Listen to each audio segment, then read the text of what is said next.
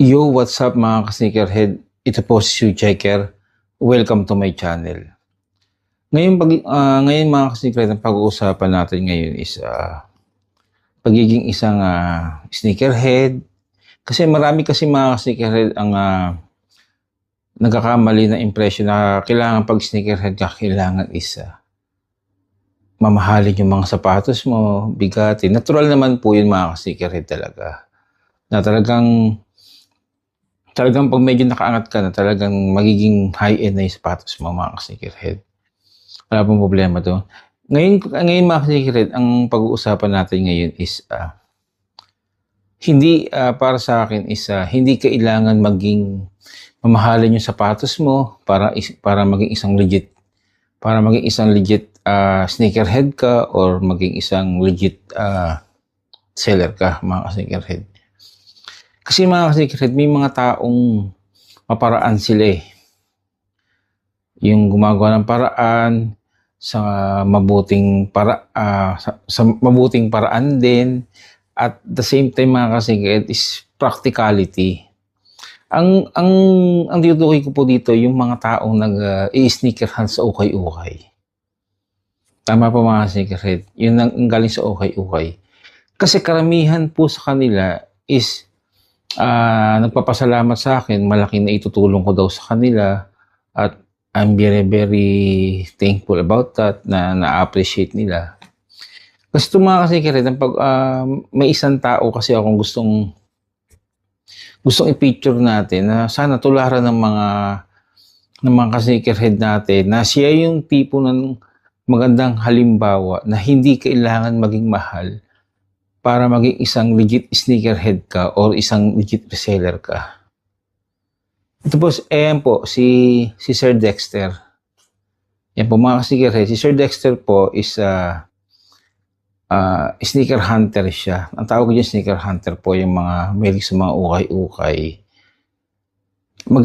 Si Sir Dexter po, kada may nakikita mga magagandang sapatos, especially Jordan, na galing ng ukay-ukay, pina-ELC niya kagad sa akin. Nakakatuwa po kasi mga ka-sneakerhead, yung ginagawa niya na lumalaban siya ng parehas, hindi siya nanloloko ng tao.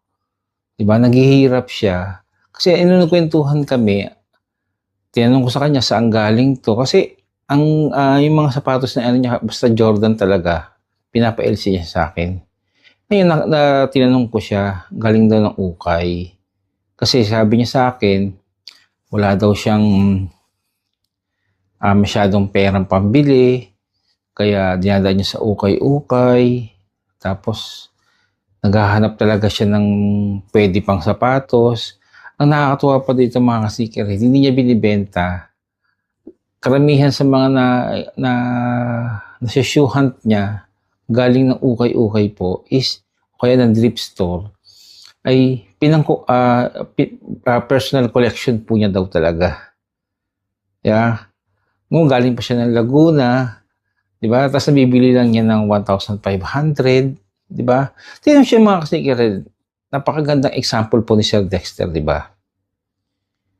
Siya na mismo ang gumagawa ng paraan para hindi siya maloko, at siya rin mismo ang gumagawa ng kanyang resources po. Di ba? Nakukuha niya lang ito nakukuha niya lang ito sa murang halaga. Ngayon ipapa-LC niya sa akin ng libre. Tapos po na ibibenta rin daw niya ng medyo tubo pa siya. Pero hindi siya ganun kalaki ang tubo niya, pero may tubo pa rin siya. Di ba mga sneakerhead? Sipag at tiyaga lang po talaga ang ginagawa ni Sir Dexter para makakuha siya ng mga magandang sapatos. Ito po yung lagi ko pinupush mga ka-sneakerhead. Hindi galing ng ukay, basta legit po. Diba? Nandito po si Shoe Checker para po tulungan po kayo na malegit natin yung mga sapatos nyo, kung ulig ba yan, at 100% po ang service ko po ay free. Diba mga sneakerhead? Kasi natutuwa talaga ako kay Sir Dexter eh. Especially yung mga Jordan niya. Itong huling pinano niya, itong Jordan 3, di ba? Ayan pa. Di ba? Jordan 1. Talagang pag may nakita siya sa ukay po mga ka-sneakerhead, talagang nag-aatubili kagad si sir na ipadala kagad sa akin para po mga ka-sneakerhead. Di ba mga ka-sneakerhead, mas okay na yung ganito kasi sa nanluloko kayo ng kapwa. Diba, sana sa mga nanonood dyan, tularan niyo po si Sir Dexter na mag-sneakerhan. Wala pong masama talaga mag-sneakerhan po mga ka-sneakerhead. Kaya naniniwala ako na hindi lahat ng galing ng ukay po ay peke. Mga ka-sneakerhead, di ba? Saan ka pa ba magdududa? Sa pre-legit check na po ang pinibigay ko serbisyo sa inyo. Tapos yung ginagamit natin pang legit apps po, hindi po siya pipitsugin.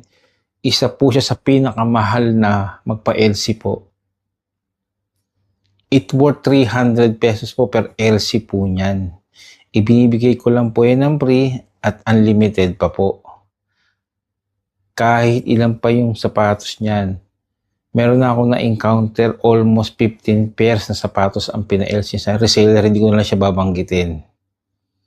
Talagang yung entire collection niya, pina-legit check niya sa akin. Ang masamang kasamaan lang is merong doon lumabas na hindi legit, pero maliit na portion lang. Ba? Ganun mga ka-sneakerhead. Nandito ako para tulungan kayo. Bati niyo si Sir Dexter, diba? Sabi niya sa akin, after niya ng work, pag minadaanan siya ng ukay-ukay, pag tingin niya, okay, ang gagawin niya, pipicturean niya. Mga ka-sneakerhead, ang nakakatuwa lang kasi kay Sir Dexter, kabisado niya na po. Kaya po sa mga nanonood po ngayon, or nakikinig, kabisaduhin niyo po yung video ko na kung paano anong fix ang kailangan para sa LC sa check po. Kabisaduhin po ninyo yon para kung sakaling may makita po kayo gaya ng ginagawa ni Sir Dexter, pinipicturean niya, sinesend niya yung mga kailangan na fix para sa LC, tapos po, sisend niya sa akin, after 1 hour to 2 hour, isisend back ko sa kanya kung legit o hindi, at pag legit, binabalikan niya. Di ba mga sneakerhead, ganun na lang po kadali yun. Mag-aantay ka lang ng 1 oras o 2 oras. Di ba? Pag nakita mo, send mo sa akin. Kabisaduhin po ninyo kung anong fix ang kailangan para po hindi po nasasayang yung oras po ninyo. At kung legit yan, malalaman natin. At least hindi nyo na kagad kailangan bilhin agad. Di ba? I-LC nyo muna bago nyo bilhin. At least hindi na sayang ang pera ninyo. Ganun po mga ka-sneakerhead. Tingnan nyo si Sir Dexter, ayan po yung mga sapatos na pina-LC niya sa akin. Di ba? Galing po yan ng ukay. Ayan po yung mga result po. Di ba? Ayan din yung conversation namin. Di ba? Ayan po mga ka-sneakerhead, di ba? Karamihan ng pinano niya, Jordan. Tawag ko nga sa kanya si Jordan Hunter siya ng sapatos po mga ka-sneakerhead. Di ba? Di ba? Antay lang siya. O kaya galing siya ng opisina. Pag bindaan siya, bigay niya sa akin. Pag nalaman niya na legit, binabalikan niya. Ganun lang po kasimple mga ka-sneakerhead. Tutulungan ko po kayo para magkaroon po kayo ng magandang legit na business at the same time, kumita pa kayo. At na-prove nyo pa na legit yung sapatos dahil meron kay authenticity na galing ng check up po mga ka-sneakerhead.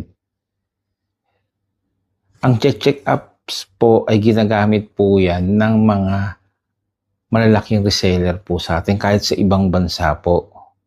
Banggit ko na, di ba? Culture Kicks. Ini-endorso po nila yan.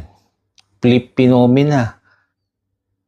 Nakikita niyo naman po sa mga vlog nila kung anong ginagamit nilang apps. Ganon din po sa aftermarket, sa Pinkicks. Ano pa ba, di ba mga ka-sneakerhead? Di ba? Siya ang taong believe ako, saludo ako sa iyo, sir. Napaka-practical mo. Tama yan, sir, ang ginagawa mo.